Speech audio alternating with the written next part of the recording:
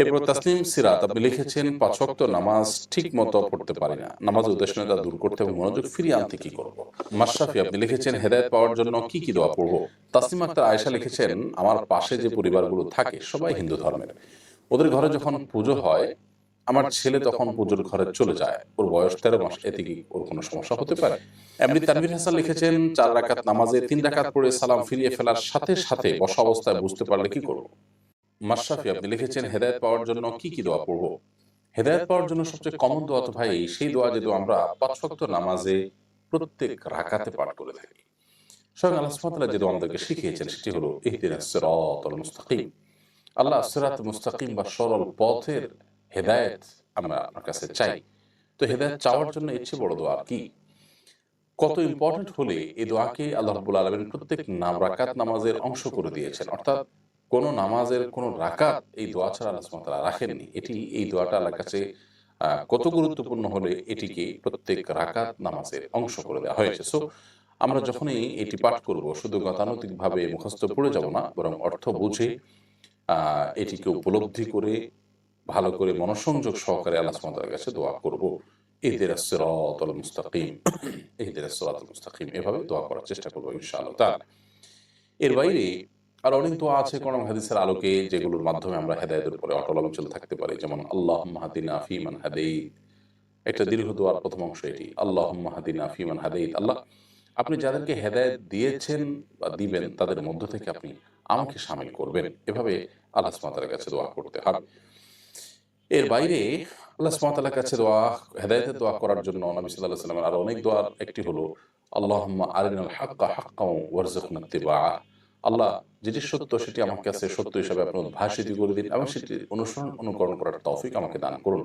ওয়া আরিনাল বাতিলা বাতিলান ওয়ারযুকনা ইজতিনাবা।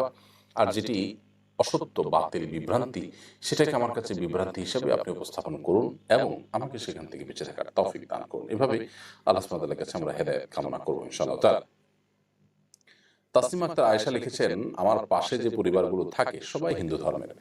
ওদের ঘরে যখন পুজো হয়, আমার ছেলে তখন পুজোর ঘরে চলে যায়। ওর বয়স ১৩ মাস। এতে কি ওর কোনো সমস্যা হতে পারে? বোন তাসলিমা, আপনার প্রতিবেশী অন্য ধর্মাবলম্বী, তারা তাদের ধর্ম পালন করছে, সেটিতে কোনো অসুবিধা নেই। বাট আপনার সন্তান তাদের পুজো চলাকালীন সময় শিরকে তারা যখন লিপ্ত, ওই সময়টাতে আপনার সন্তানের সেখানে চলে যাওয়ার ব্যাপারটিকে আপনি বিশেষভাবে গুরুত্ব দিয়ে দেখতে হবে। অর্থাৎ এটি তার জন্য সমীচীন নয়, আপনার জন্য এটি সমীচীন নয়। কেন?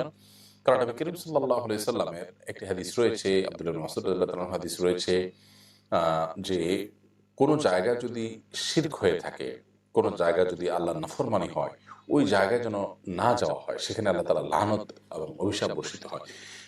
আব্দুল্লাহ ইবনে মাসউদ রাদিয়াল্লাহু তাআলা বর্ণিত হাদিসে আমরা জানি যে মান কাসারা সাওয়াদা কওমিন ফাহুয়া মিনহুম, যে ব্যক্তি কোনো সম্প্রদায়ের কোনো ধর্মের মানুষের মধ্যে গিয়ে তাদের দলহারি করে, তারা দেখা গেল যে ৫ জন মিলে পুজো করছে, আপনি গিয়ে সেখানে ৬ষ্ঠ জন হলেন, দলহারি করলেন, তবে সে তাদের অন্তর্ভুক্ত হয়। এসব কারণে বাচ্চাকে পুজোর সময়টাতে অন্তত তাদের পুজোর আয়োজনের মধ্যে শামিল যেন না হয় সেদিকটা খেয়াল রাখবেন।